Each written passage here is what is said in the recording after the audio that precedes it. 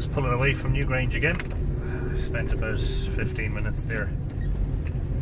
I was taking pictures as well, which is another fairly major hobby. Trying to take some panorama shots with this new phone. It's extraordinary how technology, you know, has developed, and it's really, when you come out to places like this, it really gives you a sense of how far we've come. You know, that these places were built 5,000 years ago by a fairly bright and organised and intelligent community of people, and this was their technology of the day. These huge stones that they brought here by boat from Clogherhead weigh an average of 3 tons a piece, the curb stones, and the orthostats of the passage and chamber. They're all very big stones. And they must have thought, well, we're achieving something extraordinary here, which they were, in fairness, given their limitations. Their technology consisted of stone and bone and wood. Our technology, on the other hand, is, you know, advanced, very advanced by comparison. We have enabled ourselves to do extraordinary things, which includes, you know, zipping around the world in the air, in airplanes, flying from one place to another. Well, we've put men on the moon. We put men and women in space on a regular basis. You know, all of these extraordinary things. We can talk to each other through thin air, through space, as it were, through the atmosphere, across huge distances, using these tiny little handheld devices. I'm sure our Stone Age ancestors, if they could be magically transported here today, would look and say, what are these remarkable slabs of stone with the magical light that comes from within and the sound that is commanded from within? And they would have been probably bewildered. I have to say that I'm mesmerised by our technology, and I suppose while Newgrange and the mythology feed my spirit, you know, modern technology feeds my ego, as it does for many people. We feel that it's necessary now. We can't get by without the motor car and the mobile phone, all of the things that we've come to take for granted. I often wondered what it would be like if we could transport one of our prehistoric ancestors into modern day times. I know they would get an awful fright, as I think we would if we were transported into their time. I think if we went back to the time of Newgrange, we would be astonished at how, well, I suppose difficult everything is, and how simple life would have been. I don't think that if we were left to our own devices, I don't think we would survive in the Newgrange world for very long. I don't think we would be capable. We would be lacking all of the skills that you would need in the Neolithic world. And I think that Neolithic people would not survive very long in this time either. And they just wouldn't understand a lot. I mean, okay, presuming or assuming that we could break down the language of, sorry, the barrier of language and actually communicate to each other meaningfully, we would have some difficulty explaining what it is that we're about, what it is that motivates and moves us, why we do the things that we do, and why we create the things that we create, and why we rush up and down these motorways in fast-moving vehicles to go to these jobs. And, you know, this employment, we were saying earlier about unemployment or lack thereof. I often wondered what it would be like if we could transport one of them, put them at the side of a motorway, or perhaps, you know, overlooking a runway at an airport, and try to explain to them what's happening. And you know what I think one of the things they would say to us is, if again we could communicate, and suddenly either we could speak whatever language it was that they spoke, or that they could suddenly speak fluent English, I think one of the things that they would say to us is, you have done extraordinary things, modern man. You have done wonderful, great things with technology. You have woven great magic from the materials of the world. And they would say to us, I imagine now that you have saved mankind from all its troubles and tribulations.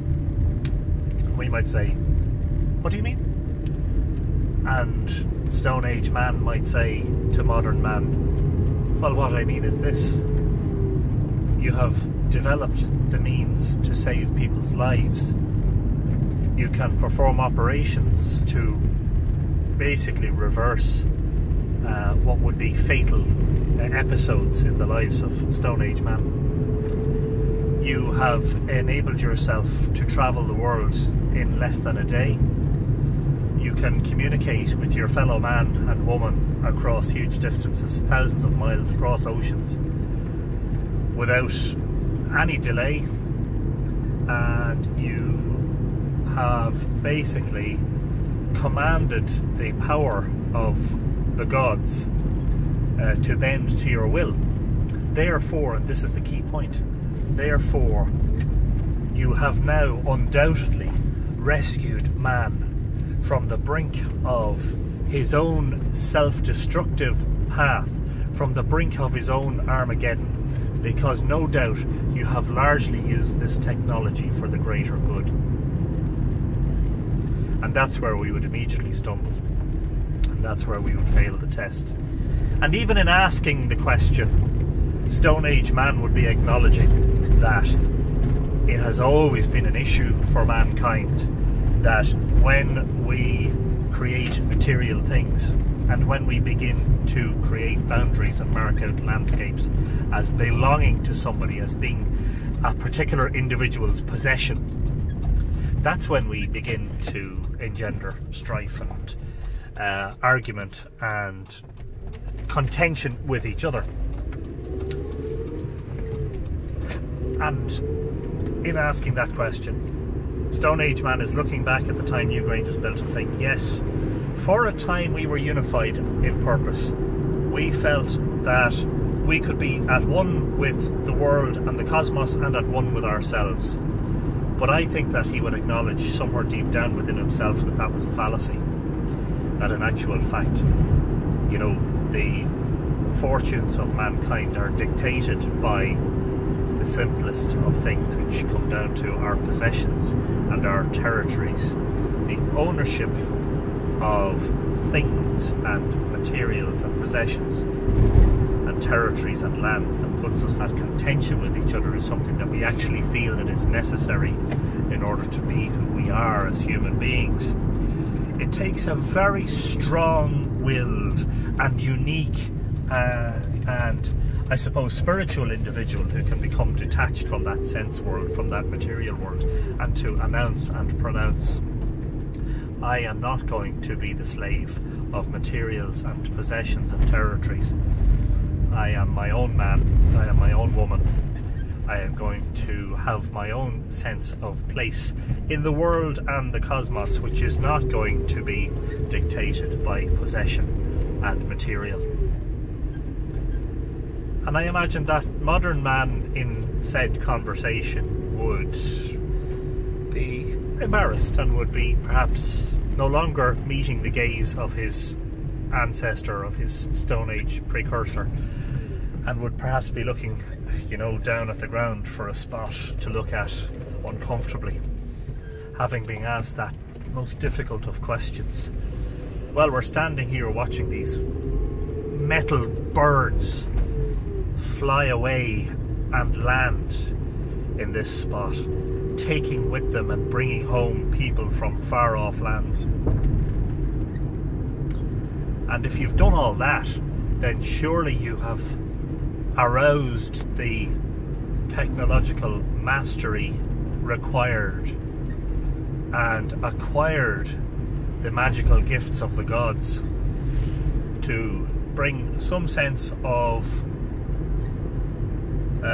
wholeness and justice and order and fairness and restoration to a humanity that has been plagued through the centuries and the millennia by this strife that arises from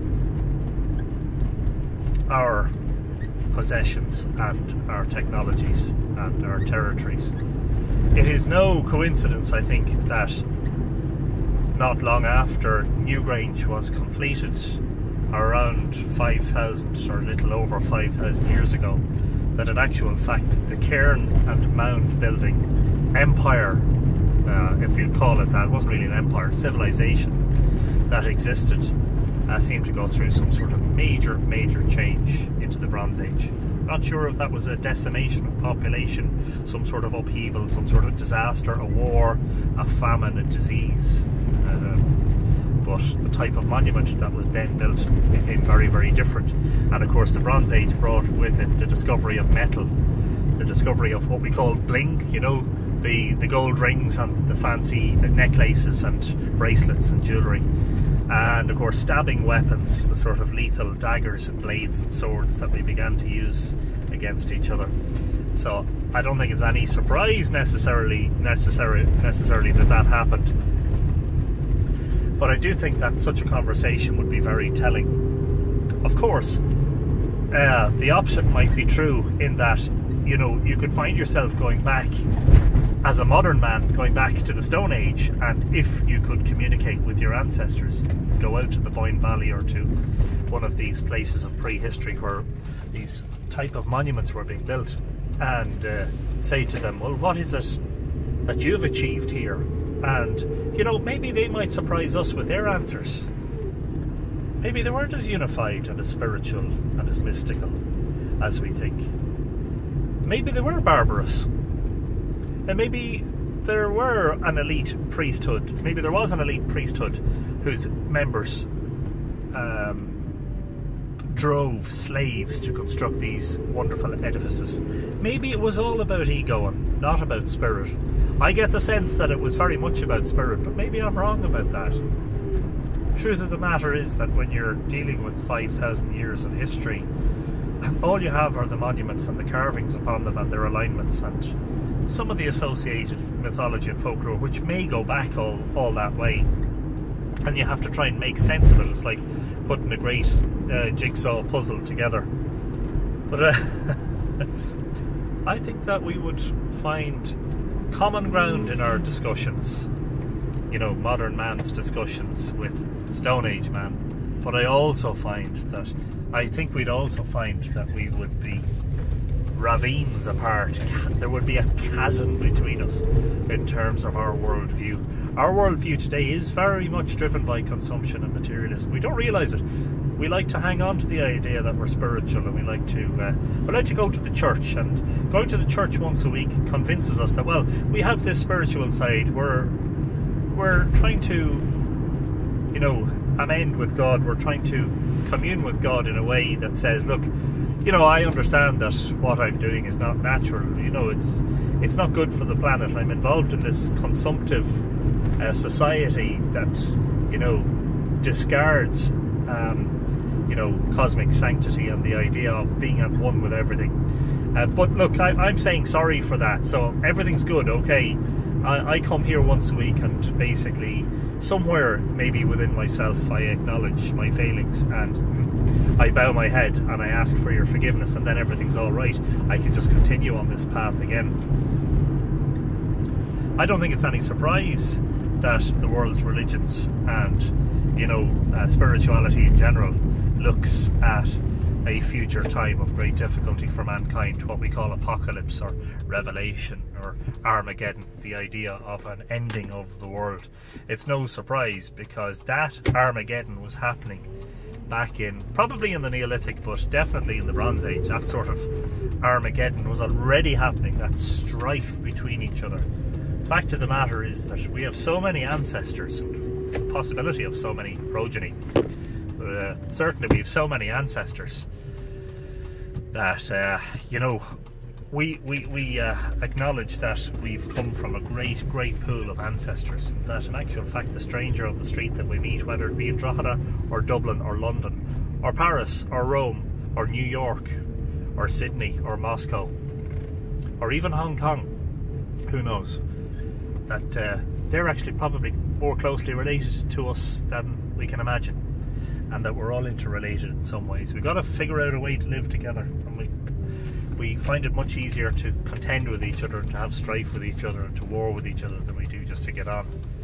And that is the eternal nature of the difficulty between humans, and that is why Stone Age man and modern man thrown together in a conversation suddenly would have so much difficulty communicating with each other.